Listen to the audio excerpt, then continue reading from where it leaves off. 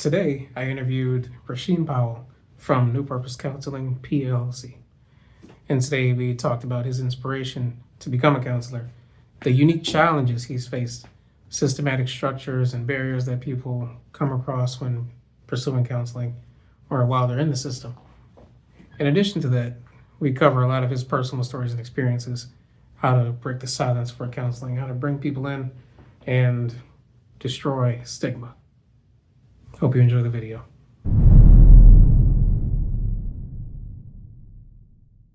What inspired you to pursue a career in mental health counseling, particularly with the Black community? Actually, I was a engineering student for 3 years. I started off in chemical engineering, made that civil engineering, I switched to chemical engineering. I studied at Savannah State University. I had a weekend job doing group homes. It was 4 little boys in that group home. 3 of those boys had organic or developmental issues, intellectual delays, mild, severe autism, and they had 1 boy in that group home who had what we call emotional disturbance. So I said to myself, these 3 boys would have been here for whatever reason, but the other boy was abused, beat, hurt. He actually had chemical burns down his throat, so he had a real raspy voice. And so I was 3 years into my engineering degree, Savannah State, 3-2 program to go to Georgia Tech. And I just became so curious and interested in how can we protect that one little boy that would not have been here, that didn't suffer the abuse. And so I switched my major and started figuring out what I thought was, or answers to a problem of abuse, hurt, pain, trauma, and it led me to social work and criminal justice. I also thought about drugs, abandoned buildings, crime, all the stuff that I've seen and growing up in my neighborhoods, a quote unquote tough neighborhood with good people, and you see these good people going through a whole lot of hurt and pain and trauma. So I figured I can do something about that. So I started my career by 1 little boy or 4 little boys in a group home. I still think about them. They probably grown and doing their best, living their best life, but that's how I switched and shifted from engineering into social sciences. What particular issues do Black individuals face when pursuing mental health care? First, I would say they're uninsured or underinsured, or they have high deductibles. Also, similar to medical treatment, is emergency and crisis based. And most places won't get you in quickly. You might have a 4 or 6 week wait, but you have a crisis right now. So you have people who are not used to going to mental health facilities and getting their needs met. And then when they reach out for help, there's this big long delay. And so they just give up and say, no, thank you. I'm not going to pursue it. Go back to traditional ways of dealing with traumas and hurts and pains. But you have these little short windows. And once you miss that window, that's why a lot of people of color don't make it into traditional private practices or mental health clinics. How do systematic structures and racial biases impact mental health diagnoses in the Black community?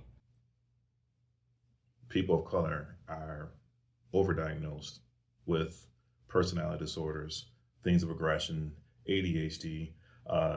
We look at the surface issues or the symptoms and say, oh, this kid must have some type of oppositional defiant disorder, and it is looking at the behaviors. But if you peel back and start looking at the systems or symptoms, you will see that underneath that, this kid has hurt, pain, grief, loss, big mom just died, resentment, father is not there for whatever reason. We're talking about death, incarceration, or whatever.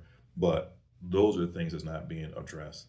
So it was a young lady, I worked in a school years ago, and it was a young lady with her head down on the desk. She was a 5th grader, 10 years old. Her head was just down. She's sitting there, teacher's yelling at her, pick your head up, no sleeping in class. She refused to pick her head up. They called me or the Family Resource Center. We get her in there, ask her a couple questions. Are you sleeping? Yes. Why? Oh, because I was up all night. My father and my brother was arrested. The police came and tore our house up. My mother and I were up all night cleaning the entire house. Are you hungry? Well, I'm sorry about that. Are you hungry? Yes. So you haven't eaten? So we gave her food, let her sleep. She sat there quietly and went back to her classroom. No, she's no problem. Now, if you are not a person of I won't say color, but of compassion, you would just see that kid as a defiant young person. In actuality, her basic needs weren't being met. So you see that one incident over an extended period of time, you can have these type of issues. So when you look at, especially little boys, I have this thing. You can't work with people you're afraid of. And so if you feel threatened by your client, I'm talking about a little itty bitty 4 or 5 year old boys. I read their summaries, I read their plans, and it has such charged words. He's aggressive. I mean, we're talking about normal tantrums of a 3 or 4 year old, but he's aggressive. He assaulted. He's kicked out, and he's expelled from pre-K or daycare. Like, wow, you can't work with people that you're afraid of. And I would like to know, what strategies do you use to mitigate stigma within the Black community? Since the pandemic, the stigma has reduced. Before 2020, it was you are crazy. In prison, they called you a bug out if you want to go talk to mental health. But after the pandemic, when everybody, or at least average people, start having symptoms of anxiety, depression, it started changing. I mean, phones started ringing. People say, hey, I've never done this before, but I like to talk to somebody. Being alone, having this anxiety, they didn't know it was anxiety at the time. What do we do? So how I address it is just normalize it. For example, there's people, if you have a medical issue like diabetes, and would you be called soft or, a weak person for taking insulin? So no, you wouldn't. So I definitely normalize the behaviors and encourage people slowly by building trust, building rapport, and really just going out and doing mental health campaigns. I did a few with some great people in this community. Like, it's okay to be okay. Letting people know it's okay. And when it comes to men in particular, with the wheel of the world on their shoulder, the atlas, say, hey, you don't have to carry that globe by yourself. You have help. We win together. So please seek and reach out and help, and seek out and reach for some help, because that stigma is just, it's amazing. When it comes down to trauma, one thing we don't talk about a lot is Black people have complex trauma. And there's this view, I perceive, the view of you're supposed to just deal with it. I'm from the hood. We have a question there. It talks about, have you ever used drugs? Have you ever tried to kill yourself? Have you ever been traumatized? And most people, 90%, say no, never been traumatized. And literally, they start telling a story about their life, and they say, well, my best friend was shot and he died in my arms. Or I got shot 9 times. Or my so-and-so passed away, or my blah, blah, blah passed away. And so what I say, hey, that's trauma.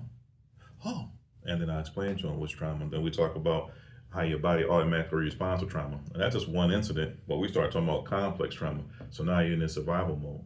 And those are the things that we talk about to help people process through and get through the stigmas and everything associated with mental health. And you're really making it routine, making it like going to church. It's okay to go to church and see your mental health. Doesn't mean you don't believe in Jesus because you're talking to your therapist. Doesn't mean that you don't believe in Jesus or God or Allah if you don't go to your doctor, or if you go to your doctor. So just normalize it. What role does race-based trauma play in mental health for African Americans? That's an interesting one, because race goes in so many different directions. I would say the first part would be really knowing yourself, figuring out who you are, where you're going, not getting caught up in the hype of Black means less than, you're not, and you can't, and you won't, and you'll never be. So that's a huge piece. When it comes down to we talk about diagnosis and treatment, I think there is a harsher judgment toward people of color. I'll give you an example. I took criminology course back in undergrad, and I was reading the definition of a criminal, and it had low brow, broad nose, cheekbones. And I'm saying they're describing people of color. They're literally describing me. And so when I did some research, I started seeing higher percentages of people of color incarcerated, disproportionate minority confinement, 75% back in my research days. We started seeing unequal racial treatment. So when it comes to individual mental health treatment is, as a clinician, are you looking at your own bias? What are you talking about? People who are overrepresented in the media in a negative light. We're talking about people who are historically not listened to, not heard. We're talking about someone who has like issues with authority. You know, you look at some little kids or paperwork that says, "Oh, he has issue with authority." With good reason. You know, historically, they say what happens here stays here. That was to protect yourself from being taken away and getting injected into the system. You know, I can talk about my own personal trauma. When I was in my 20s, I was beat by a police officer. That's why I have a bald head, by the way. Beat by a police officer, incarcerated, well, locked up for 3 days. And they told the people outside that I was refusing to do a whole bunch of things. I had 6 felony charges, head split open, pepper sprayed. My friend was in the car. And on the other side of that, I had PTSD. Literally, every time I saw ski racks behind me, I freeze up, I tense up. Getting pulled over by a police officer, no matter, I'm clean, my insurance is great, everything's going on. So I personally had an issue with being traumatized and triggered. And my triggers weren't just police officers. It was other people in authority, ski racks. So just dealing with that personally, I'm able to understand someone who says, "Hey, do you believe me? P, do you believe what I'm going through, related to, you know, job loss or whatever the issue they're presenting with at that point in time?" Because there are some subtle nuances when it comes to dealing with race, racism, and mental health. How can we encourage more open conversations about mental health with families and in our communities? What I like is the discussion from a healed person. I heard someone say, and it's not mine, she said, hurt people, heal people. So she's saying, first, the hurt person heals himself, and once they heal themselves, they help others. And so I think that same strategy with healing yourself, becoming self-actualized, and letting people know. So if you have one member of your family who's healed and say, "Hey, mental health therapy and meditation and church and having family supports is the way to go." So like spread the news of, hey, it's okay to be okay. You know, it's okay to do things to take care of yourself. It's okay to have a work-life balance. You know, work till you die. No. So individuals in the family. So things like the conferences, come on in, get your insurances. A lot of people don't have insurance. It's okay to have this issue, that issue, parenting. So I like the fun community activities along with individual activities, working with major collaborators such as churches, they getting involved, educational institutions getting involved, community nonprofit organizations are getting involved. So everybody, every stakeholder taking their piece to help reduce the stigma, reduce the don't go talk to someone, head shrink, they're gonna just put stuff in your head. No, the goal is to take that stuff out, remove barriers, so you can focus and be the best version of yourself, reach your fullest potential. So heal and self-actualize. That's the whole point of this. What advice would you give to someone struggling with silence and mental health issues? Depression, anxiety, feeling overwhelmed, all the things that get you in a place of silent suffering. I mean, domestic violence situations, any of those things. If you're in that kind of space and place, please call, 988 or your local crisis services. I mean, it's serious. I would say reach out and talk to someone. It's okay. I mean, probably scary to be in a dark place and space. It could be embarrassing. It could be, I don't want to be a failure or whatever the things the person's thinking of, but they're strongly encouraged that individual to talk to a close loved one, someone you trust and respect, and reach out to someone. Now, what happens is, just like, I don't want to say dating, but any relationship, you got to find the right energy, the right rapport. For example, you go to one counselor and it doesn't work. It's not that all counselors are bad, it doesn't work for you. You just have to find the right energy, right rapport with the clinician or someone you can trust and talk to. And I would say go through your traditional type of support systems. We talk about churches, masjids, and other places of worship. And nonprofit organizations, like, seek help, like, literally seek help. It's okay. You don't have to suffer by yourself. No one's going to say, look at you, you know, no, no. I think we would all love to know this. What are the most common issues you face in your clinical practice? I get a range of things. I work with kids from age 6 through seniors, age 99 and above. And I have people from all cultural walks of life, suburban, urban.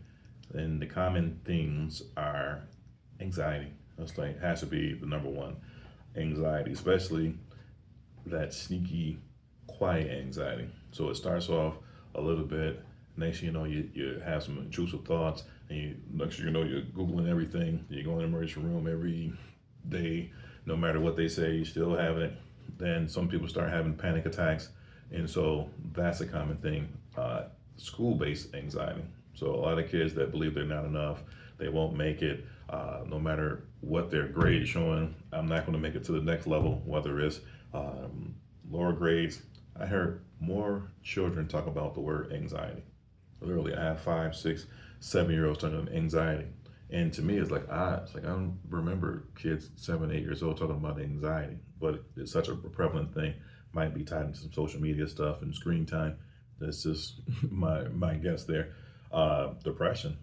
Depression's huge when it comes down to it. Depression related to grief and loss. Grief and loss has a separate side of depression.